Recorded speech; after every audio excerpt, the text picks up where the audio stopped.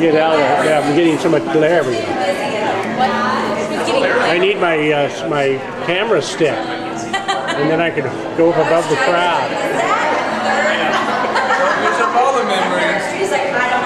I got a few minutes.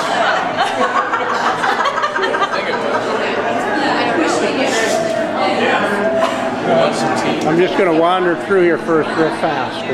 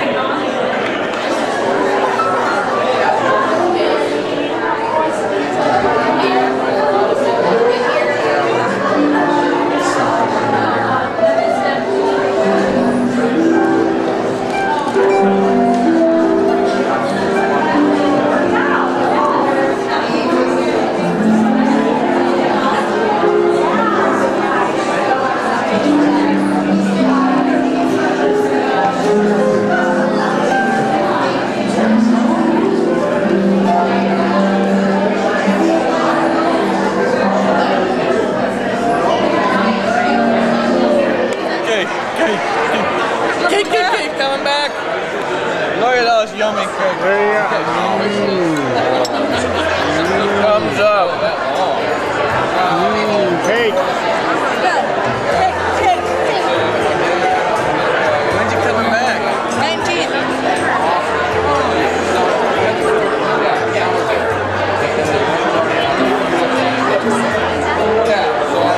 Another cake. They moved to Florida. Florida? Well, they used to live in Houston, right? They got out of town.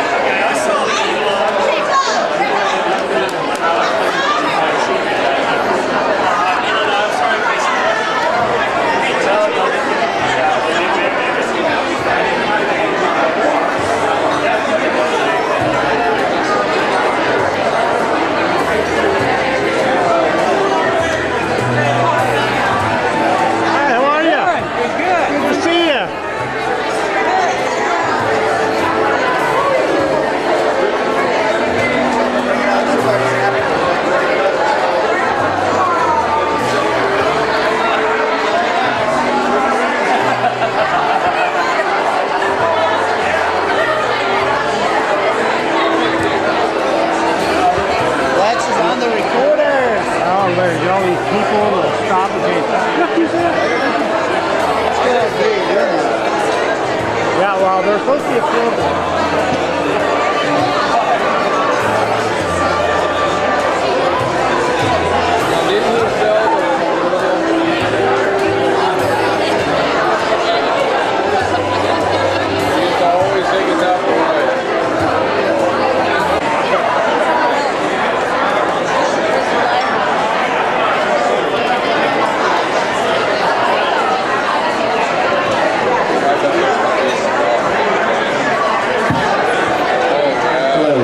Can you guys hear me? Hey, for those of you that I don't know, I'm John Snow, Ken and Dottie Snow's son. First of all, thank you everybody for being here. This is an overwhelming response from Mom and Dad. I'm sorry to do this, but we are going to do a quick program. We're going to pause the receiving line if you guys don't mind. It's just going to be brief, and then we're going to resume the receiving line right after that. So we'll start in about 2 minutes. Thank you.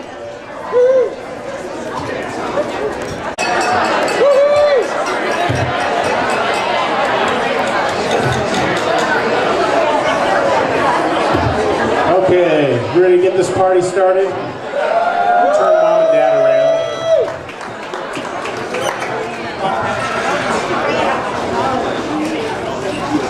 So, welcome everybody to this golden occasion. We're so happy that you guys could be here to celebrate. When we talked to Mom and Dad, we said, well, what do you want to do for your 50th? And Dad was like, well, we'll just have a little party maybe. No, he said, you know what he said? He and Mom had a very, very small wedding, which I'll talk about later. And they said, you know what? We want to have basically like the wedding reception that we never got to have. So they wanted to invite everybody throughout their life that was super important to them, that's played a big part. And from the very beginning, there's people that are here from the time they met to people that they've just met in the last few years. So thank you all for being here. On behalf of Steph, my sister, and I, we want to kick it off. We thought we would bless this room, and we want to invite our pastor, Jim Preissig, from Lee's Summit United Methodist Church, where Mom and Dad and we go. So Jim, please welcome. Thank you.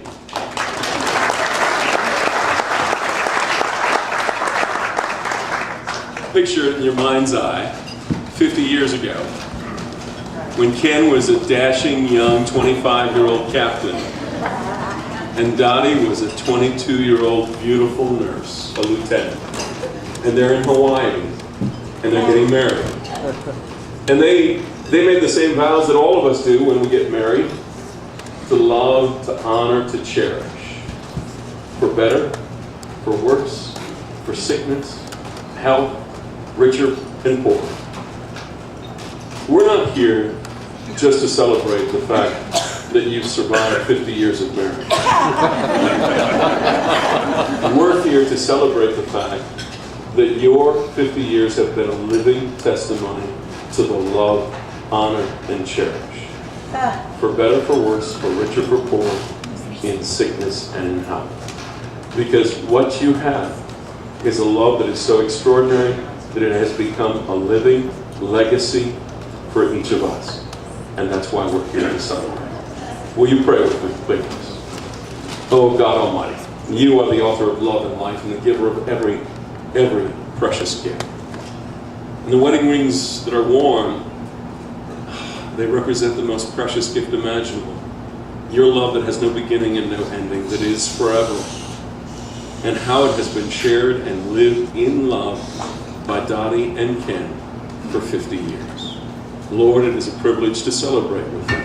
But more than that, it is a privilege to be touched by their love and blessed with the opportunity of observing that extraordinary love as it is passed from one generation to another to ever widening concentric circles of friends. Lord God, we just pray your blessing upon them, that you hold them securely in your love and that life for them might be a blessing, that they may know how their love has touched our lives and experience in great abundance the love we feel for each of them. We pray all this in Christ. Amen. Thank you very much, Jim. So you know that it wouldn't be a Ken and Dottie party if there wasn't some music, right? So to kick it off, we have actually a neighbor of Mom and Dad's that lives down the street, Carter, and the armchair chord with a CH, quarterbacks. The armchair quarterbacks are going to come up and sing a couple songs. So, gentlemen, welcome.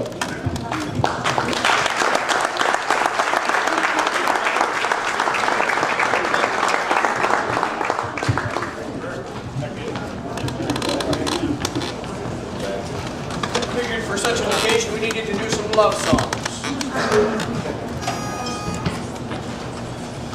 Heart of my heart, I love you. Life would be naught without you. Life, my life, my darling, I love you. I love you. I forget you never. From you I ne'er can sever. Say you will be mine forever.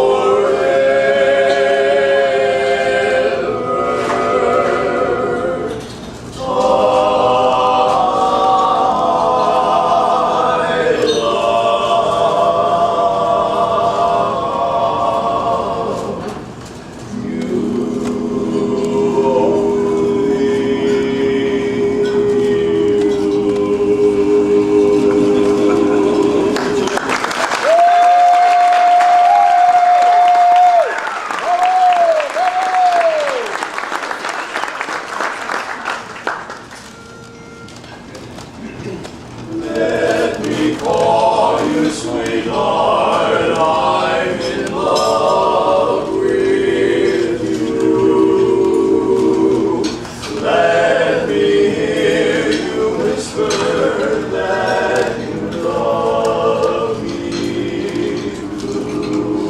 My darling, keep the love like glowing in your eyes so true.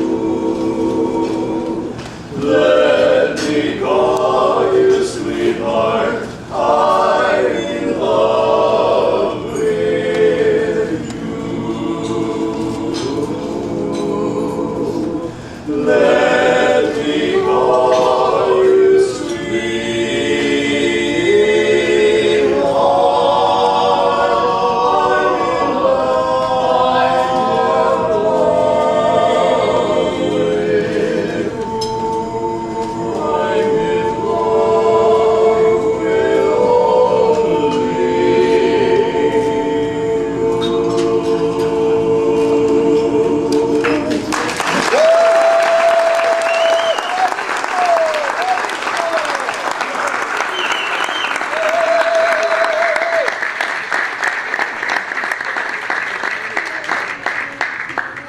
Thank you so much. That was fantastic. That was definitely getting it off on the right chord. Steph and I and the grandkids just wanted to say a couple things. Steph, do you want to go first? Or okay. Age before beauty. Is that what something?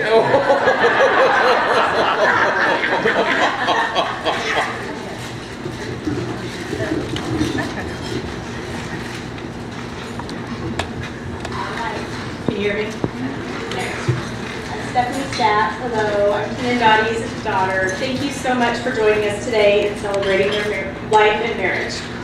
My parents were married in Hawaii on September 19, 1967, before deployment to Vietnam. Upon return to the States, they settled in Baldwin City and created a life together. Eventually, they were joined by me in 1971 and John in 1973. I remember my childhood, what? 74, thank you.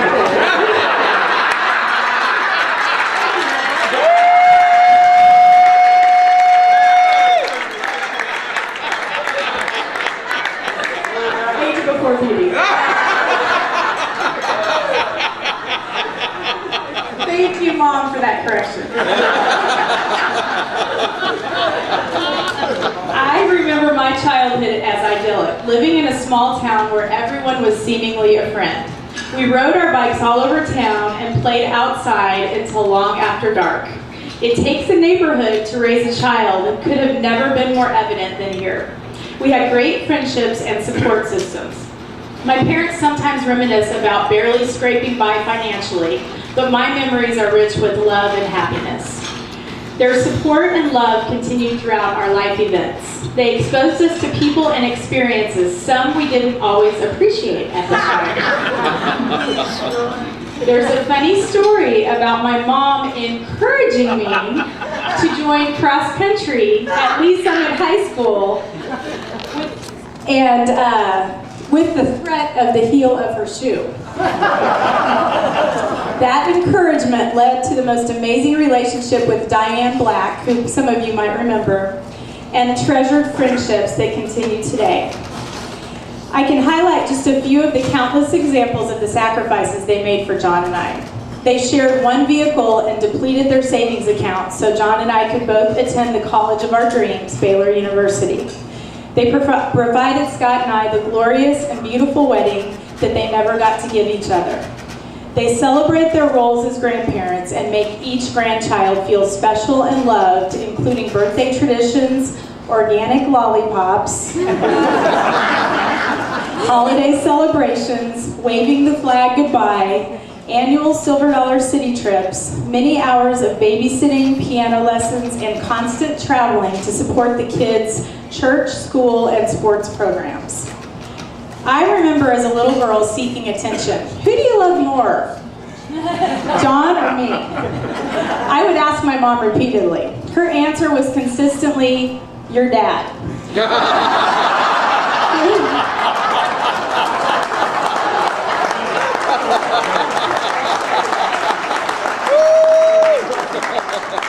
She made it clear that this did not diminish the love that she had for John and I, but she and my dad were a team. Nothing could come between the love they had for each other. And as we all know, this love has been tested. Tested by death, tested by illness, tested by circumstance, but never more dramatically than on January 31st, 2014, when my mom suffered her stroke. What a difficult time. Through it all, their love prevailed. In a conversation between the two of them in the hospital bed shortly after my mom woke up, my dad said, "I'm sticking with you, I pick you." And stick with each other they have. My mom's tenacity is as strong as ever. She continues to push herself to improve physically, medically, and mentally. My dad has been her constant source of strength and encouragement, truly modeling a loving and selfless marriage. They also can provide consistent modeling of their love and commitment to family. And family to them does not always mean blood relatives. They constantly bring people together. They have loved my friends as family. I even saw this with my mom when she couldn't effectively speak as she began her stroke recovery process. Every time a new nurse or visitor would walk into the hospital room, she would motion or try to speak to make sure everybody knew each other or that they had been introduced. Just a small but real example of how strangers quickly become friends and friends become family. And you, their friends and family, have come through for them. It is truly humbling how you have cared for them throughout the last 3.5 years. Gifts, cards, visits, encouragement have lifted their spirits on a regular basis.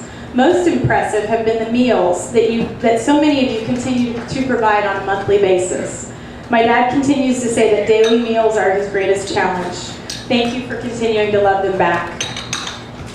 It has been said that the greatest thing parents can do for their children is to love each other. It sounds so simple, but as those of us who have been married can attest, loving your spouse through all the trials and tribulations of daily life is a tall order.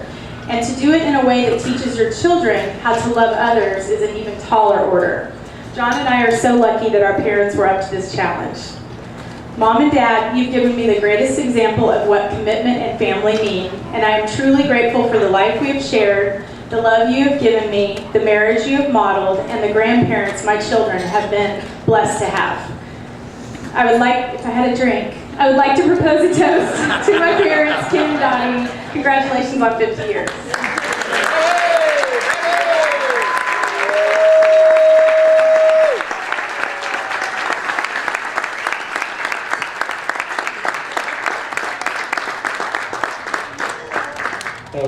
Thank you, Steph. So Steph wrote her speech. She's a planner. She did it, I think, a couple weeks ago, and we were talking last night. She said, "Have you got yours done yet?" I'm like, "No, I think I'm going to do that in the morning." So I'm the procrastinator. So here it goes. It is amazing, as much of introverts as mom and dad are, that there are this many people here. I really don't like to talk to anybody, but still, beyond that. So, Mom and Dad, what I just wanted to share is 3 things that you have taught me and my family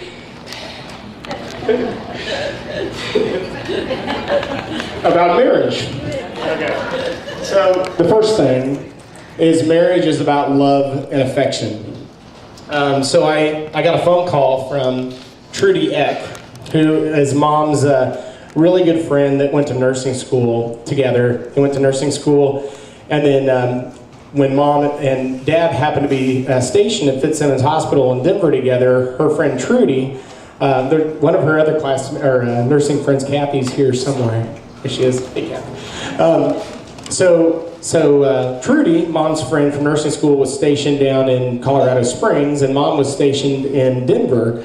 And so Trudy was going to go make a visit up to Denver to go see her friend. Well, it just so happened that the guy in Colorado Springs that did the same thing Dad did in hospital administration was friends with Dad. He said, "Hey, when you go up there, can you, I want you to look up this guy named Ken Snow. He's a friend of mine. Can you just go say hi?" And so they were like, okay. So Trudy is a little more courageous than Mom. So they get up there. It's 10 o'clock at night. And Trudy's like, "Let's go up to Ken Snow's room." And Mom's like, "I'm not going up there. It's 10 o'clock at night." She's like, "Come on, let's go. And so she goes up, they go and knock on the door, and their friend Dwayne Blackston, and there are some other Fitzsimmons people. Raise your hand if you're here. The Fitzsimmons crew, there they are, over there. They've been with them since the beginning, before the beginning. Dwayne answers the door in his pajamas and says, "Who are you girls?" And Trudy's like, and Mom, I guess, is cowering behind her and is really embarrassed. But Dad's like looking, and he's like, she looks pretty cute. So that's supposedly how they kind of got to know each other. But then that night, they end up going down to a room, and Mom played the piano up there, and they played piano and sang songs until 2 in the morning. Little did we know that our parents, they're usually in bed by 9 o'clock at the latest, but there was a day. And that's what kicked off their, I guess it's rumored that, I heard some other stories from the Fitzsimmons crew last night, that they would have parties and they were caught kissing in the kitchen, and we're like, geez, these guys. And even when Steph and I came into the picture, as disturbing as it was, we would often, after Mom and Dad were doing the dishes, find them hugging and kissing each other, and Steph and I were just like, But as Steph talked about, when kids come into the picture, sometimes it gets really hard to still date, to show love and affection toward each other, and you guys continually did that.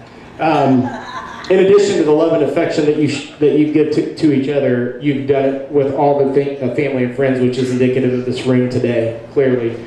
And even in more recent years, one of the grandkids' favorite things is Mom and Dad, when they were little kids, they would go up right next to each other and give each other a kiss and go, "Mwah!" And then they'd watch the reactions on the grandkid's face, and they would laugh, and then they would do it about 50 more times. So, again, the love and affection, it's super important and something that's often forgotten, so thank you for showing us that. Second is, marriage is hard work. Mom and Dad actually said it's hard work. We're like, really? I'm enthralled with Nikki here. It can't be that hard, right? So, but as Steph mentioned, one of the biggest challenges that they had was like 2 weeks after they got married. Being married in Hawaii and then being deployed to Vietnam during the Tet Offensive. I can't even imagine some of the horrors that you guys saw, but you did it together. You stuck through it together, and I know a lot of people, even the statistics of the veterans in marriages is tough, but you guys did it together. With even the everyday challenges after, with having kids, Dad traveling all the time, Mom going back to get her music degree at Baker, going back into full-time teaching, 18 years at Meadow Lane Elementary. They always found time to make time for us and to show their love and affection to us. And so it's hard work doing that, but you did it together. You also worked very hard for your family. As Steph mentioned, we were completely blessed by you supporting us through all of our activities, through Baylor, and even continuing to support our families today. So we're just so grateful for that. And then finally, you know, talking about hard work, the last 3.5 years have probably been the hardest work of your life. Mom had a 3 to 5% chance of survival with the type of aneurysm that she had. Actually, her aunt had a similar aneurysm and didn't make it. Her brother Don was actually working at the ER as a physician when his aunt came in. But you know Mom, she's pretty tenacious, and she wasn't going to let that bring her down. And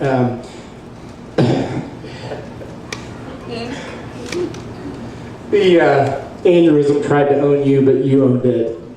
You work and you continue to work hard, getting better every day, so we thank you. The third thing and the last thing is that marriage is about devotion. So despite all the hard work and challenges you've encountered in the last 50 years, you've stayed completely devoted to each other. And I think it's important to note that your devotion and love for each other has been based on a Christian foundation. Your love for God really hit home about 37 years ago on Easter Sunday. For those of you that don't know, that's Dad's definitely his favorite holiday of the year. And Steph and I was 5, Steph was 8, 9, and give or take. But we really understood Dad's love for God when he took us to 4 Easter Sunday services between the hours of 7 and noon, all over the entire Kansas City metro area. And that's no joke. And he was really testing Steph, because by the 4th one, Steph picked up her Easter bonnet, threw it on the ground, and said, "I'm not going to another church service." She was 8. Yeah. No, so we really understood your devotion to God. But seriously, I think we can all agree that you have lived out the vows of the Bible verse that was read at your wedding, which is 1 Corinthians verse 13. Love is patient, love is kind. It does not envy, it does not boast, it is not proud. It does not dishonor others, it is not self-seeking. It is not easily angered, it keeps no records of wrongs. Love does not delight in evil, but rejoices in with truth. It always protects, always trusts, always hopes, always perseveres. So your marriage has endured because of your trust for each other, your kindness toward each other and everyone around you, and your perseverance through the many challenges you faced. Mom, you've been devoted to Dad through everything, his career, his prostate cancer, even when he pulled that cap up the radiator with the red car and it blew him back and he broke his arm, Dad, the old mechanic. And Dad, your devotion to Mom has been incredible, and especially in the last 3.5 years, has truly been an inspiration to all of us. So, and you show that your devotion to family is paramount. From trips growing up, family reunions, going to California, Minnesota, Colorado, and then even when the grandkids came in the picture, Disney cruises, Branson, Silver Dollar City, you're completely devoted to your family. So in closing, I don't have a drink either, but I just wanted to propose a golden toast to Mom and Dad. Thank you for showing us how marriage can be when you show love and affection toward each other, hard work together to overcome any challenge, and model Christ's love to stay devoted to each other and your family. So cheers.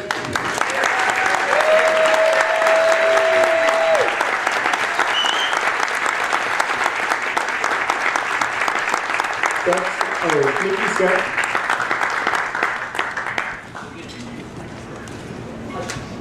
We're we're definitely going with age over beauty on this one right here. So, I'm Scott Stats. I am the favorite son-in-law. It took me a little while to understand, like, I must really be doing something right here, because how's my favorite son-in-law? Oh, the best son-in-law in the world. And I'm like, for a while I thought about it, I'm like, there's no other competition. I gotta be the best, otherwise I'm in trouble for sure. So, hard to hear. So I just wanted to say for Ken and Dottie, the biggest thing that they've given me is the examples that they've shown in their marriage and how they treat other people. They are very, very strong Christians, and it brings many Bible verses to mind. But treat others how you want to be treated. Love your neighbor as yourself, and you guys are a testimony that they do that every day. I mean, they've all they've done something for all of us in this room, I'm sure, at one time, and it's so great to see you guys pay them back with this celebration. So, Ken and Dottie, I couldn't be happier. I have the best father-in-law and mother-in-law in the world, and a beautiful wife and kids. So I'm just so thankful to be part of this family and part of the celebration. Thank you to all who helped set this up, especially Steph. You spent countless hours and months. Yeah, so everybody, so love you, and happy anniversary.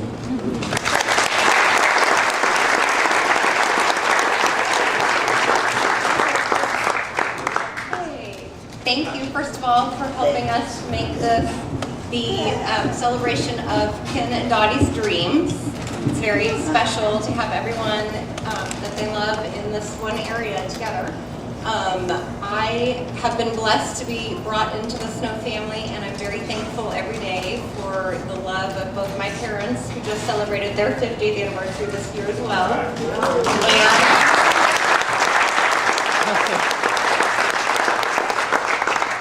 and the beautiful life that John and I together have created.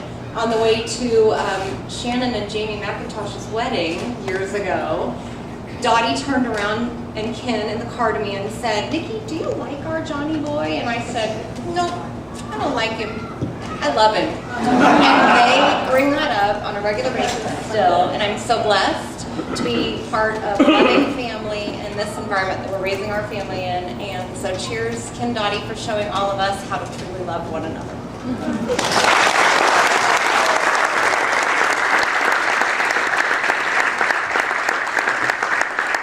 I definitely married up. You can tell. All right, Mason Stats, the oldest grandchild.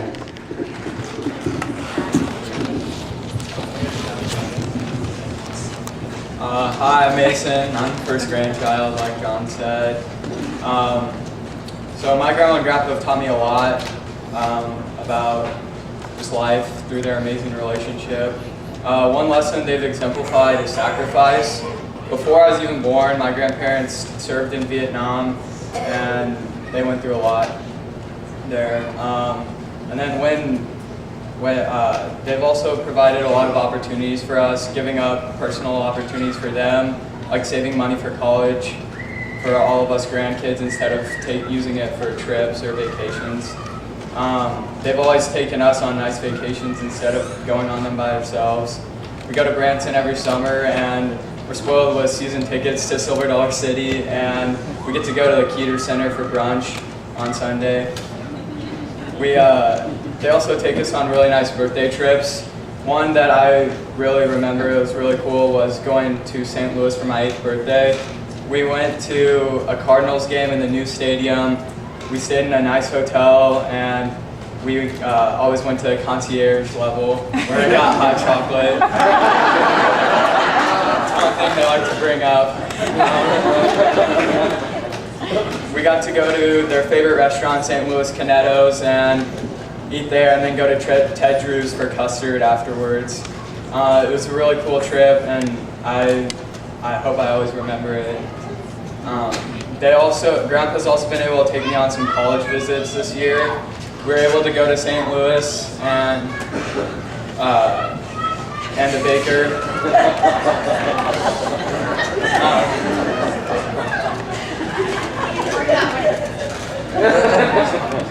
Another thing I've learned from my grandma and grandpa is hard work. Grandma has always been a hard worker. ever since I can remember, she'd always meet us at the door with homemade snacks and then set the table and plan fun games for us at the table after we ate. She always made events like Christmas really special. It was always really fun to go to Grandma and Grandpa's. That's why we always wanted to go there, because Grandma helped make it really special. But I've never really seen my grandma work as hard as she has until after her stroke. She's worked really hard to gain all the skills and tasks that she lost during her stroke.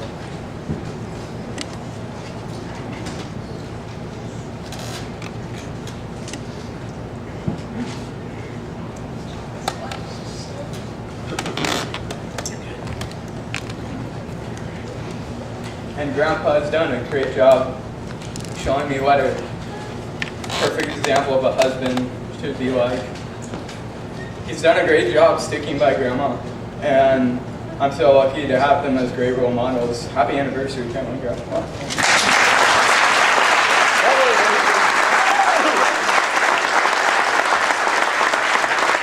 Thank you, Mason.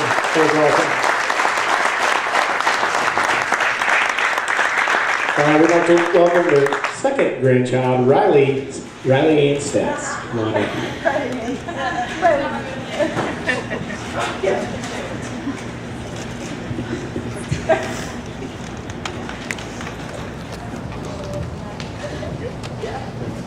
Okay, so my name's Riley Stats, and I'm their second grandchild.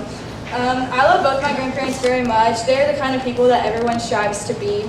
They always put family first and will sacrifice anything and everything for our family.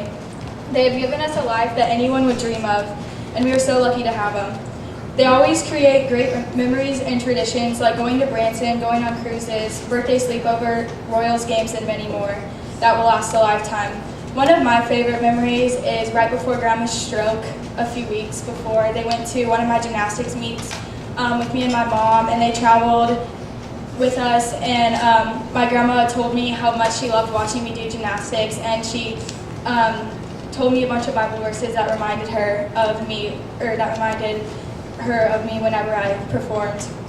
And so that's one of my favorite memories, and I've always remembered that because I loved going there right before her and making good memories right before her stroke. They have both gone through so much, and even through all the hard times, neither of them have ever given up, and that's something we can all learn from them. They teach us all the value of family, friendships, and living happily. I'm so glad we got to spend this special day with them because they deserve it. They have a very special marriage, and nothing could ever come between that. Happy 50th, Grandma and Grandpa, we all love you.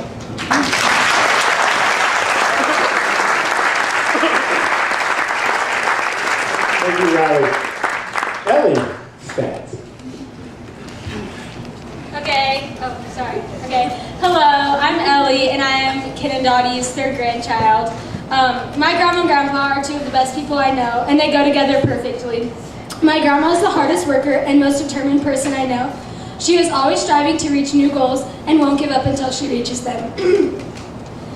My grandpa is so selfless. No matter the circumstance, he always puts himself before others, and that is one of the greatest examples anyone can ever give. My grandparents have given our family some of the best memories and created awesome traditions. Every year, we head down for our annual Branson trip and go to Silver Dollar City and brunch at the Keeter Center. At Christmas time, we go to Scrooge and always have the best seats in the house because Grandpa never fails to buy them before summertime, which he already has the tickets bought if you want it. On top of many Christmases, Easters, and other memories we have shared, my grandparents have always given us a great example to follow and have loved us unconditionally. Thank you so much, Grandma and Grandpa, for everything that you do for our family. We love you so, so much. Happy 50th.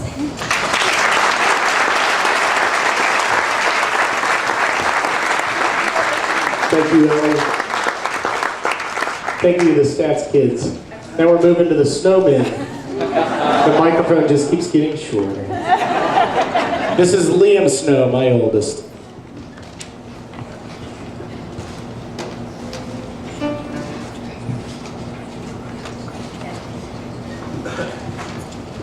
Hi, I'm Liam Snow, their fourth grandchild, and some of my favorite memories with them are Grandma and I playing piano together, which we still do, and also going to Union Station, Crown Center, and Legoland. We would take the train there and eat lunch at Fritz's. One last thing they do is come to so many of my soccer games and support me very well. All in all, I love you guys so much, and congratulations on being together for 50 years.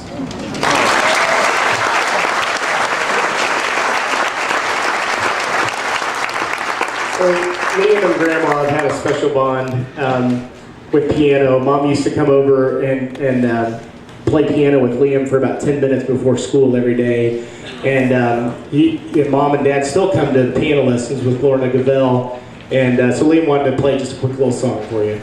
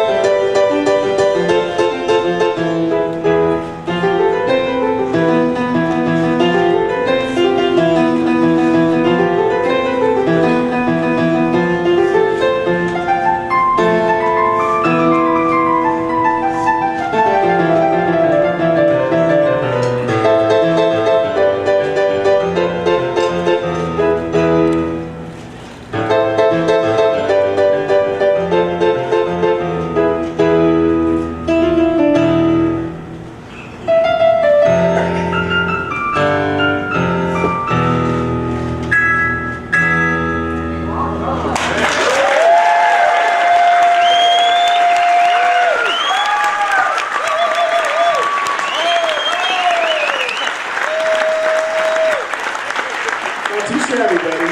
Nice job. Sounds great. Alden, you want to come on up? This is Alden Snow, their 5th grandchild. He's 8 years old. Hi, I'm Alden Snow, and happy anniversary. We love you.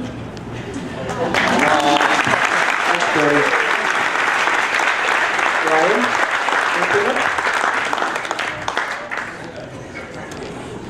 okay, so this is, well, you both can come up, Brian. You can come up too. This is Brian and Dean. They're 6th and 7th grandchildren that are 5 years old and just started kindergarten. So, Brian, since you were born first, do you want to go first? No? Happy anniversary, Grandpa and Grandma. Happy anniversary, Grandpa and Grandma.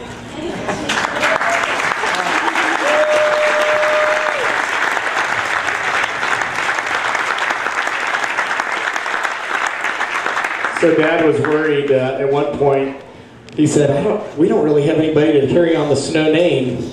And then we started having kids. Now there's 4 of them. So thank you guys. We have one other special little treat here. Wanda, our phenomenal piano player who's been playing all day, is actually going to play and sing the song that Mom sang to Dad the day they were married. Mom actually sang at the wedding, and I'm drawing a blank on the name, Wanda. Entreat me not to leave thee. Entreat me not to leave thee. So I'll turn it over to Wanda. Dottie, I'm sure you did this much better than I'm going to do it today, but I'll give it my best shot, okay?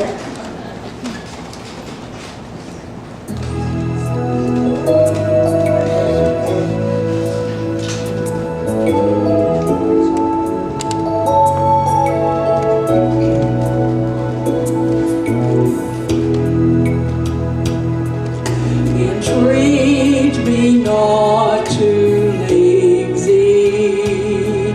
Entreat me not to leave thee. Or to return from following after thee. For whither thou goest, I will go, and where thou lodgest, I will lodge. Whither thou goest, I will go, and where thou lodgest,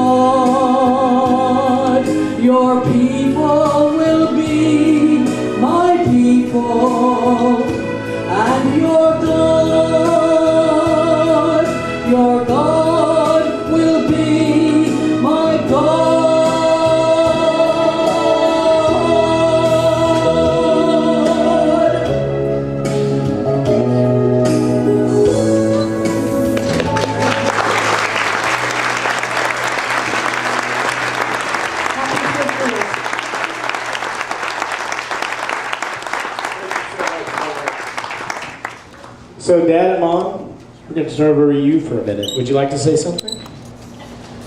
Too loud said it all. And I bet he has a script already prepared.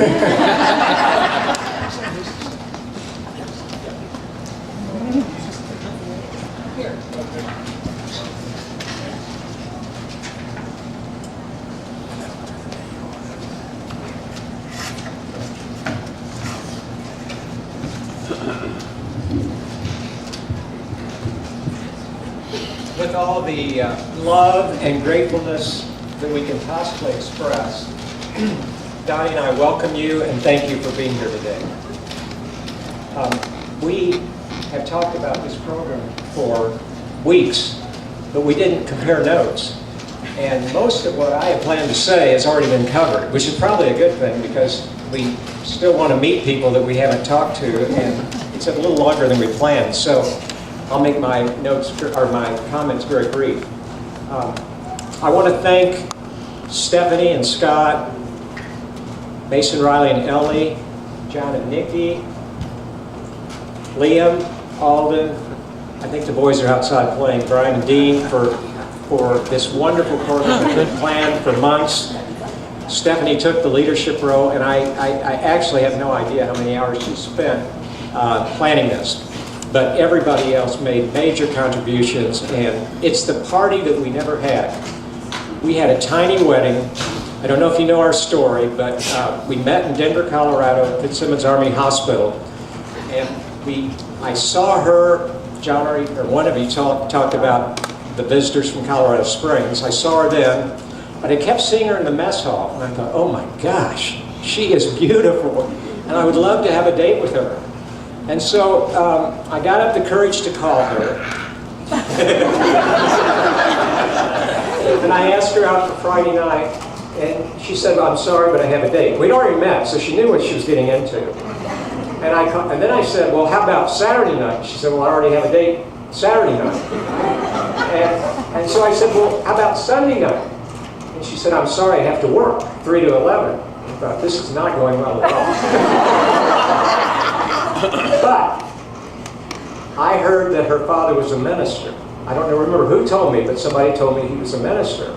So I thought, one more shot. This doesn't work, I'll look elsewhere. So I said, would you like to go to church with me at Park Hill United Methodist Church on Sunday morning and maybe have lunch before you go to work? She just told me she was going to work. So I thought, wow, I know she's not busy before that maybe. But she said yes.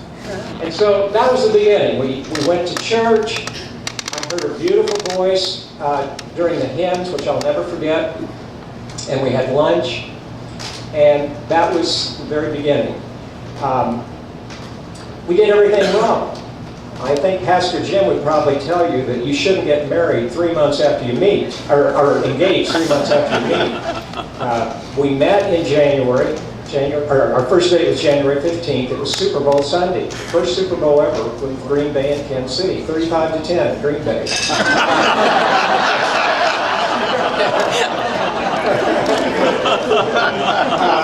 But we just hit it off really well. And my problem was I was on my way to Vietnam. I had already received orders, and Dottie was in a couple of classes behind me at Fort Sam Houston, so she thought she would probably be at Denver maybe for all 2 years. So we became engaged with the hope that I would come back to Denver after I finished my year in Vietnam.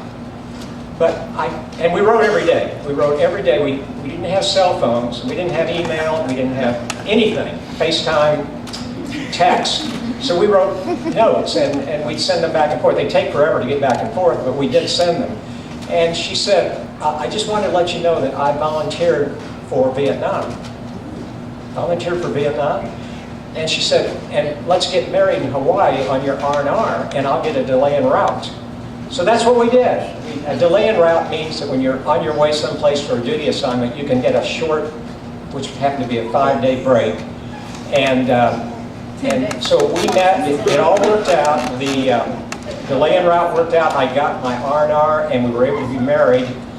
But it was the most tiny, most modest wedding of ever. We We found a church. We found a pastor who can marry us, and Dottie's father assisted in the wedding, but he couldn't officially marry us. And so we had the wedding. 3 beautiful ladies at the church that we had never met. We didn't know anybody there, obviously. Fixed a dinner for about 20 people. And we had dinner and then a couple of days on the island, and then we went to Vietnam. And I have to tell you that for Dottie, that was, before the stroke at least, the worst experience of her life, in that she worked in the emergency room most of the year, and she worked 12-hour shifts, 7 days a week. And it was horrid. It was just, I would go over sometimes to meet her for lunch, and I couldn't even stand to be in the room because the choppers would bring our soldiers in after just being shot maybe 30 minutes before. And she endured that for almost a year, and it really had a terrible emotional toll on her. But she survived it. She worked hard to get over it. She came back, and I took the job at Baker University, and she was able to go tuition free. And over a period of 1969 to 74, as we raised John and Stephanie, she finished her music degree, and then, as somebody said, taught at Meadow Lane for 18 years. One more thing about the wedding. Her wedding dress cost $12. Talk about modest. A lady in her parents' church made the dress and just charged her $12 for the material. So, just a side note. But I love and respect my wife. I adore my wife. I will never forget the services she gave to this country. We didn't want to be there, but we were. And she did her best. And it was, for a 22-year-old person that had been out of nursing school about a year, it was just an incredible challenge. And then we had the challenge 3.5 years ago of Dottie nearly dying in Florida. And I have to tell you that I've watched her, obviously, very closely for 3.5 years, and she has worked so hard. I think John mentioned her odds of 3 to 5%. One doctor took Stephanie and me aside during the rounds and said, "We're doing all we can for Mrs. Snow, but at some point you may want to tell us to quit." And obviously that was a very sobering moment. But she came out of the coma. By the way, it was because of a music therapist that sang to her, sang songs and hymns, and it was the first time that she responded. She opened her eyes after the therapist left, and in fact, a nurse came in to talk to her and said, "Do you enjoy music?" And Dottie nodded, and then the nurse started doing the vital sign test, thumbs up, toes up, and Dottie responded everything, and that was after music. In fact, we have a music therapist that comes once a week, and she was here earlier, and that's been a major help for Dottie. But the biggest gift that Dottie has given our family is the birth of our daughter Stephanie and our son John, and then their marriages to Scott and Nikki, and the 7 beautiful grandchildren that we have, for which we're very grateful. We've just been totally blessed with great kids, great spouses of our kids, and amazing grandchildren, which truly love and adore. So I'll never have an opportunity like this again, and probably 90% or more of the people in this room have in some way impacted our lives, have gifted us in one way or another. And so I want to thank you with all my heart for your encouragement, your support, your cards, your notes, the meals. There's so many things. I wouldn't dare mention a name here, and I could mention we could be here till 9 o'clock tonight talking about things that you've done for us. But thank you sincerely for all that you've done over this last 3.5 years to help us out. Thank you very much.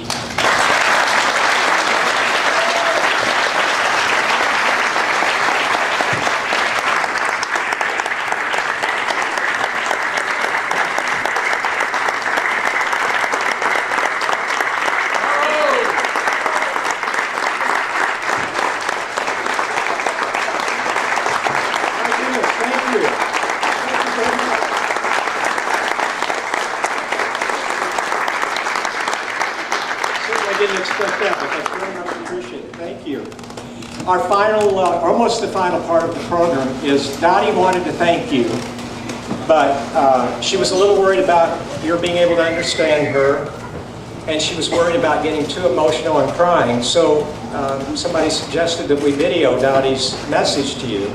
So we'll share that with you now.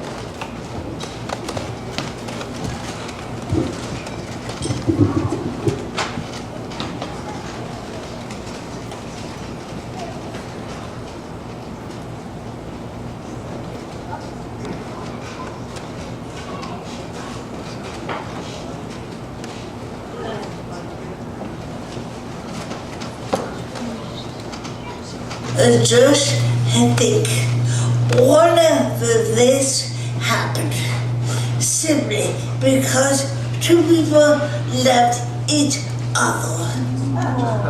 I want to thank my children for all their work to make this celebration possible. John and Nikki and the four boys, Liam, Auden, Brandon, and my oldest daughter, Stephanie, who had Scott, and her three children, Mason, Brandy, and Eddie. But most of all, I want to thank Ken, my husband. This voice came to me one day when I was fooling around on the piano. I was showing you how I do it.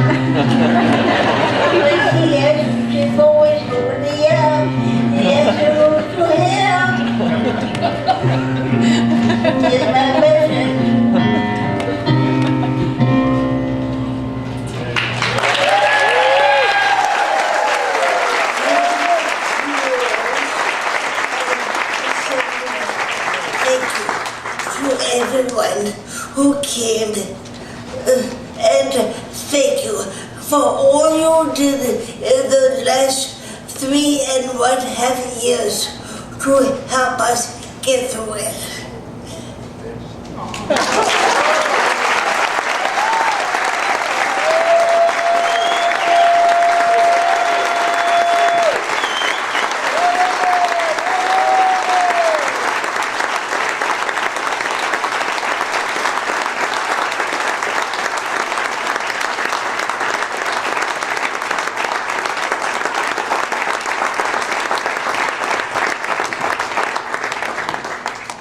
Awesome job, Mom. Thank you, Dad. So, in true Ken and Dottie style, this is going a little later than we expected. But usually you're known for turning the lights off in places. But we have two last things. One is we're going to invite the armchair quarterbacks to come and do a blessing to close this out. And then we couldn't leave without singing happy birthday and happy anniversary. So I'm going to turn it back over to the armchair quarterbacks. Fellas?